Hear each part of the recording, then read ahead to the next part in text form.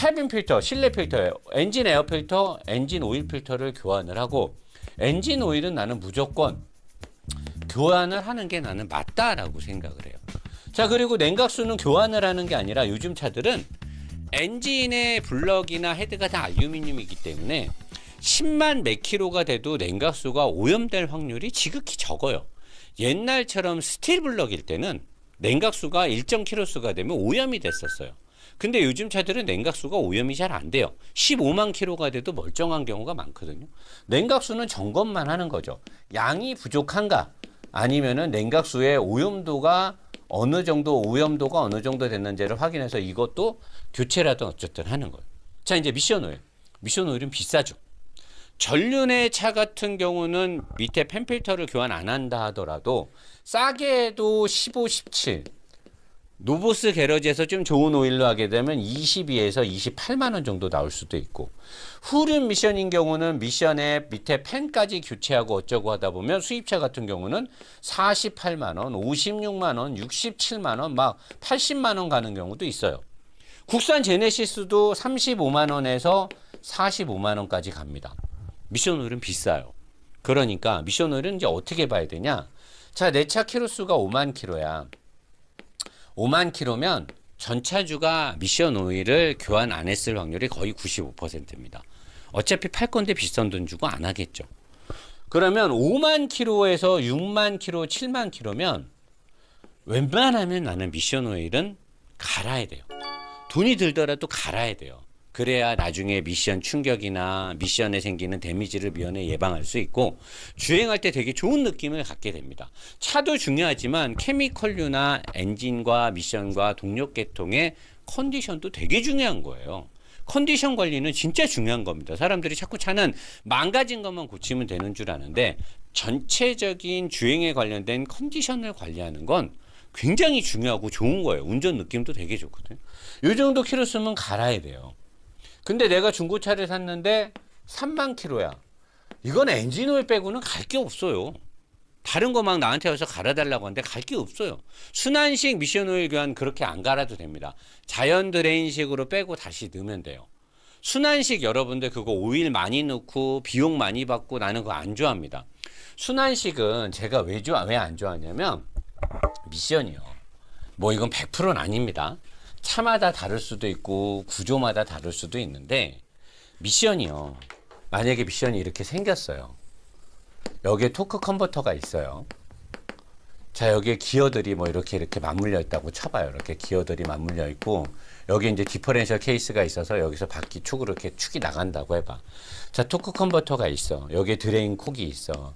일로 빼갖고 오일을 뺐는데 오일이 다 안 빠지니까 순환식으로 돌려갖고 안에 있는 오일을 다 세척하고 빼고 어쩐다 하는데 자, 요 어디에 필터가 있어요.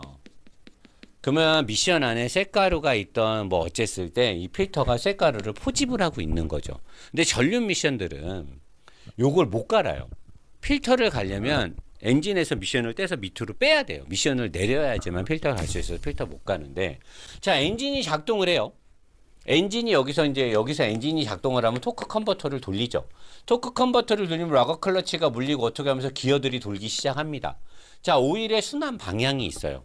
오일이 이렇게 가서 이렇게 가서 이렇게 가서 이렇게 가서 이렇게 가서 뭐 이렇게 가서 이렇게 가서 이렇게 가서 이렇게 가서 일로 필터를 거쳐서 다시 위로 올라가게 오일이 도는 유압의 흐름의 방향이 있습니다. 자, 순환식으로 오일을 밀어 넣는다고 생각해 보세요. 순환식으로 오일을 내가 밀어 넣어요. 강제로. 토크 컨버터가 돌아서 오일의 압력을 생성해서 미션 안에서 오일이 도는 유로가 있어요. 오일이 흐르는 방향이. 순환식으로 오일을 밀어 넣을 때 과연 미션 안에서 오일이 흐르는 방향으로 순환식으로 오일이 돌 수 있을까요? 불가능합니다. 불가능해요. 이걸 순환식을 넣어서 강제로 오일을 밀어 넣어서 미션 안에서 미션이 작동할 때 흐르는 방향으로 오일을 돌린다? 어떻게 가능해요? 토크 컨버터가 안 도는데? 토크 컨버터가 돌면서 생기는 오일의 흐름 방향을 군형에다가 호수 집어넣어갖고 오일 밀어 넣으면서 그 오일의 방향을 똑같이 재현한다? 님이 씨발 장난해? 어? 아유, 누가 빙다리 핫바지로 보이나 봐? 이게 가능하냐고. 가능하지 않죠. 그게 뭔 상관인데요, 노사장님? 자, 쇳가루를 포집하는 미션 필터는 어떻게 생겼을까요? 우리 수세미 같은 그런 식으로 생겼어요. 자석도 달려있고. 자, 흐르는 방향으로 여기에 이물질을 포집을 합니다. 쇳가루를 포집을 하죠. 여기에 붙고 여과된 오일이 이쪽으로 나가게 돼 있어요. 미션 안에서 오일의 흐름의 방향이 있기 때문에 거기에 딱 이물질과 쇳가루가 걸려 있는 거예요. 근데 호수 같은 거를 집어넣고 강제로 순환을 돌렸어. 그럼 만약에 역으로 오일이 이렇게 오면 어떻게 되겠어? 쇳가루 다 날아가는 거예요. 미션 안으로. 나는 이렇게 해서 미션 밸브 바디 나간 차들 여러 봤습니다. 여기서. 어제 노 사장님 미션 오일을 갈았는데 미션이 이상해요. 변속이 안 돼요. 2단에서 3단으로 안 넘어갑니다. 차가 부들부들 떨어요. 차 키로수 보니까 18만이야. 18만이면 미션이 완전 나갈 때가 안 되는데 왜 그래? 변속이 안 돼. 차가 막 안 가. 부들부들 막 떨어. 어제 뭐 그제 최근에 미션에 무슨 일이 있었으면 네, 어제 미션 오일 갈았습니다. 어디서요? 여기 동네 카센터에서요. 어떻게 갈았는데요? 얘 15리터로 순환식을 돌렸습니다. 그러면 그거 하기 전에 미션 어땠어요? 아무 이상 없었습니다. 나 이런 차들 몇 대 봤어요? 우리한테 와서. 그래서 우리가 오일을 갈아서 이런 차가 우리한테 5대가 왔어요. 우리가 다시 오일 빼고 나서 정상으로 된 거 한 대밖에 없고 4대는 전부 다 미션 오버오일집 장안동이나 글로 다 갔어요. 답이 없어요. 쇳가루 돌아서 밸브 바디 다 망가진 거예요. 답이 없는 거예요. 내가 그래서 순환식을 하지 말라는 거예요. 순환식을 해서 제대로 되는 경우도 있겠죠. 순환식이 무조건 다 나쁘진 않은데 내가 알고 있는 자동차 상식이나 이론적으로는 이 순환식이 미션 안에서의 오일의 유로의 흐름대로 과연 오일이 제대로 돌겠느냐? 나는 불가능해 보이는 거예요, 그게. 그리고 제조사나 미션 회사에서 ZF나 게트락이나 이런 데서 미션 오일을 갈 때 순환식으로 가르라고 매뉴얼에 안 나와 있어요. 오일을 갈 때는 자연 드레인 방식으로 빼고 오일을 넣으라고 나와 있어요, 매뉴얼에. 왜 근데 순환식을 하냐고요? 왜? 순환식은 뭐죠? 일반 우리나라 오토미션들 자동기어 앞에 4리터면 충분히 오일 교환합니다. 순환식하면 12리터 써요. 1리터의 오일값 얼마예요? 17,000원, 2만원. 그러면 몇 리터를 더 쓰는 거야? 8리터를 더 쓰면 얼마를 돈을 더 받아요? 순환식을 물렸으니까 공임도 더 받아요. 나는 이거 말고는 과연 이들이 순환식을 강요하고 권장하는 이유가 정말 그들이 미션을 사랑하고 미션을 잘 알아서 이렇게 해야만 미션이 잘 되니까 하는 걸까? 의구점을 던지고 싶어요. 돈 때문은 아닐까? 나는 순환식으로 오일 가는 거를 절대 찬성하지 않는 사람입니다. 물론 내가 모르는 다른 진실이 있다라고 하면 겸허히 받아들일게요. 토크 컨버터에 있는 오일을 빼기 위해서 이렇게 해야 된다. 토크 컨버터에 몇 리터나 남아있는지 아십니까? 보통 자동차들이 1리터가 채 안 됩니다. 자, 토크 컨버터에 나는 오일이 남아있는 게 너무 싫어요. 노 사장님 미쳐버릴 것 같아. 온몸에 두드러기가 납니다. 그러면 오일 다 빼고 4리터 넣어요. 그리고 차 한 바퀴 돌고 오세요. 또 빼요. 토크 컨버터 거 다 빠져요. 그리고 다시 넣어요. 이게 제일 안전한 방법이죠. 미션을 2번 갈면 돼, 연달아서. 빼고 넣고 나가서 한 10분 20분 돌고 오세요. 토크 컨버터 거 다 섞여서 다 나올 거 아닙니까? 다시 빼요. 돈 본인이 더 내시고 시간 더 투자하시고 정말 찝찝해서 못 살겠으면 이렇게 하면 되는 거예요. 이렇게. 자, 말이 좀 샜는데 어쨌든 이렇게 교환을 하는데, 자, 내가 산 차가 3만 킬로 4만 킬로면 미션을 갈 필요 없죠. 아직 키로수가 도래되지 않았어요. 자, 근데 5만 6만 7만이면 노 사장이 그러는데 전차주가 안 갈았을 확률이 높으니까 웬만하면 갈아야 돼. 자, 근데 12만이야. 씨발, 이제 애매한 거. 이 전차주가 갈았을 것 같은데.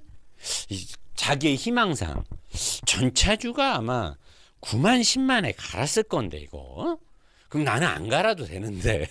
그럼 본인의 희망사항이죠. 왜? 자기 돈 나가기 싫거든.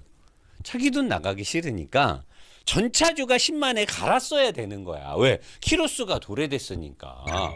전차주가 이거 안 갈았으면 이 새끼는 인간도 아니다. 차를 타면서 어떻게 미션 오일을 안 갈아? 분명히 10만에 갈았을 거야. 나는 안 갈아도 돼.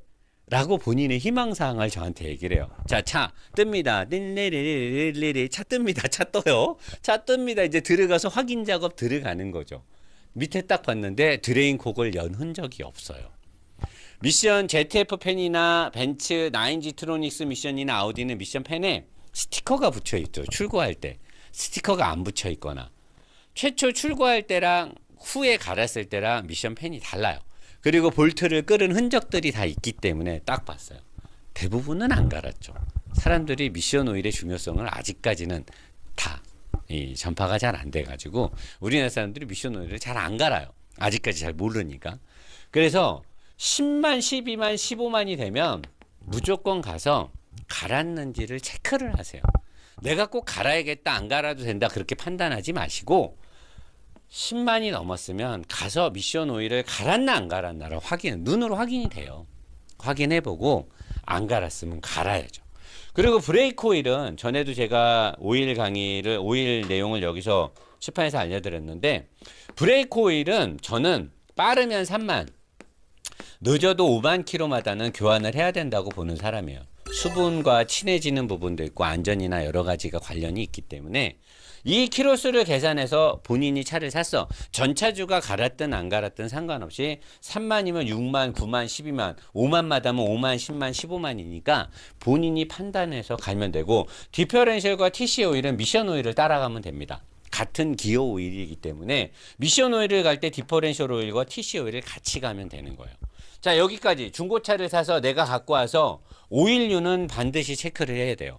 자, 그리고 이제 보증보험으로 접수해서 고쳐지는 부분 또 안 고쳐지는 부분 이런 게 있는데 내가 이제 내 차를 사서 1,800만 원 정도 갖고 와서 그냥 헐렁헐렁해도 그냥 타면 상관없는데 안전하게 그리고 내가 이번에 이 차 산 거 3년 5년 탈 거고 나 이 차 정말 좋은 컨디션으로 타고 싶어. 뭐 봐야 돼요?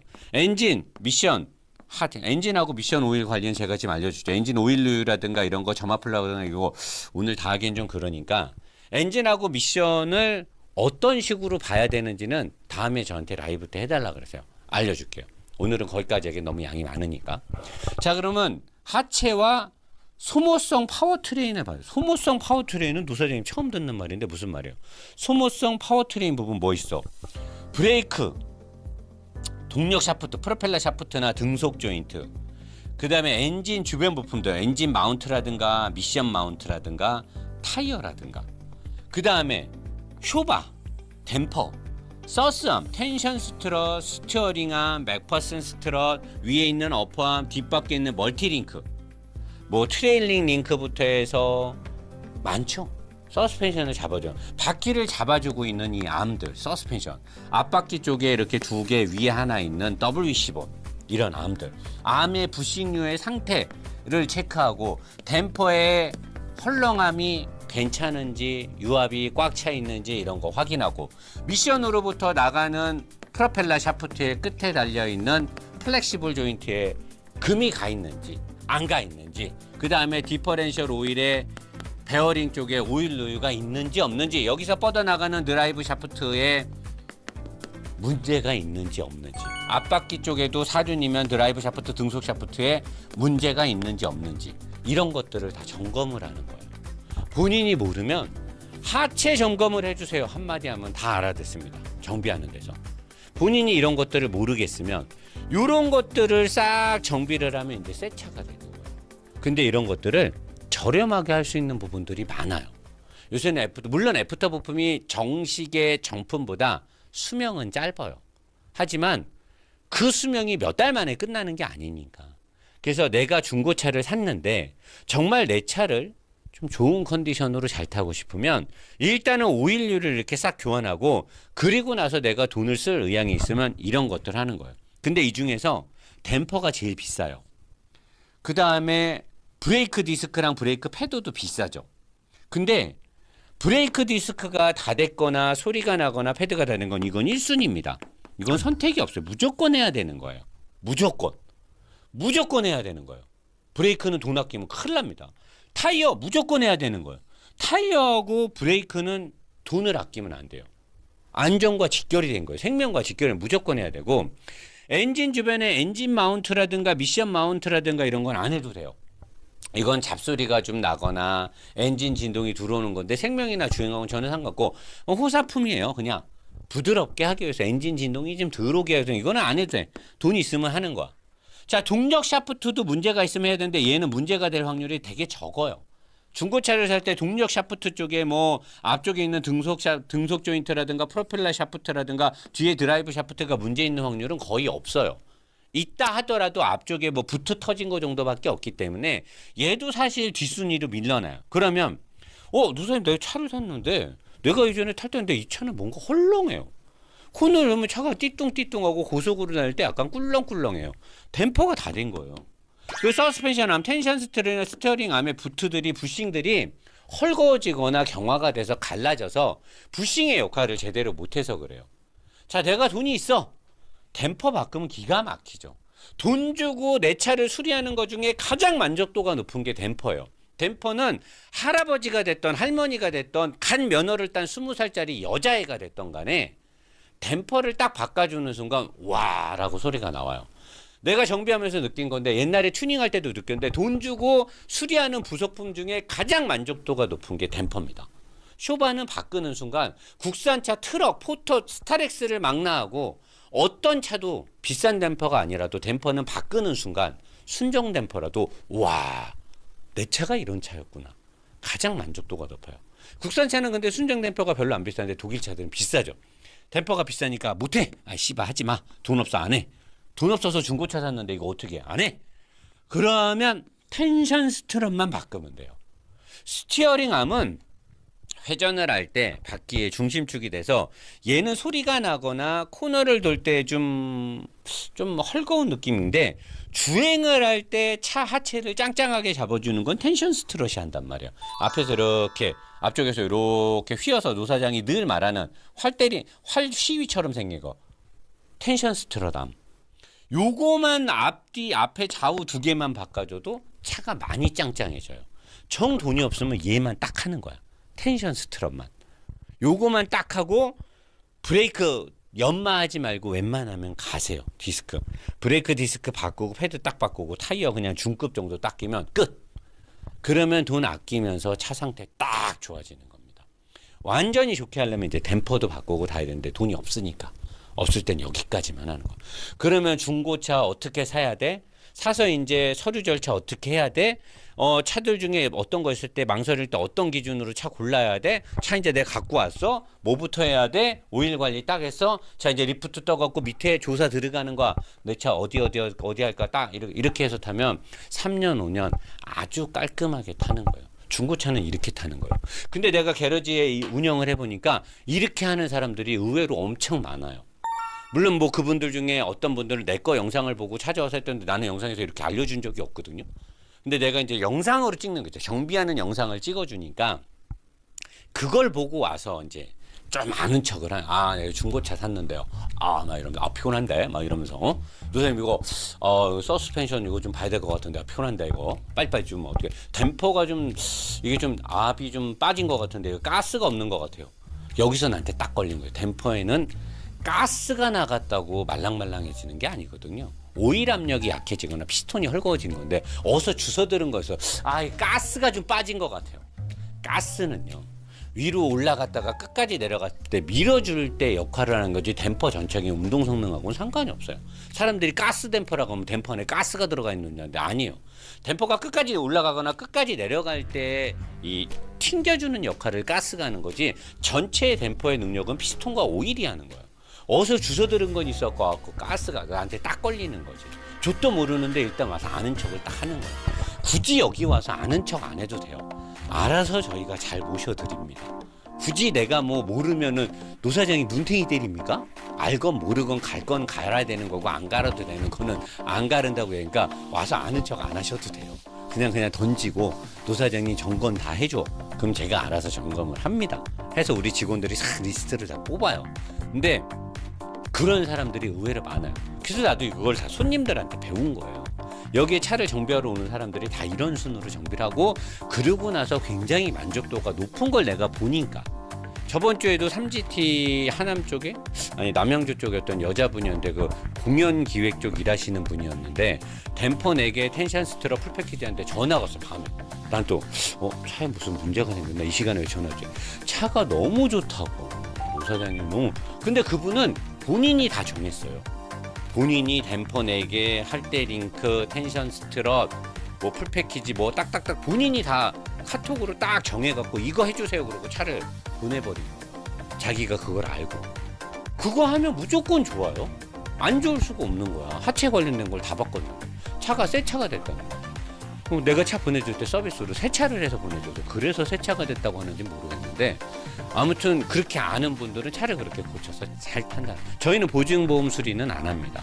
보증보험 그거는 저희가 하게 되면 너무 일이 많아서 그건 접수를 안 했는데 저희는 일반 수리라고 컨디션을 업그레이드를 시키고 오일류에 관련된 일들을 하기 때문에 저희는 그거는 아니에요. 자, 이거 잘 기억하셨다가 모르거나 문제점 있거나 물어보고 싶을 때 언제든 제가 라이브 할 때 물어보시면 되겠습니다. 자리로 가겠습니다.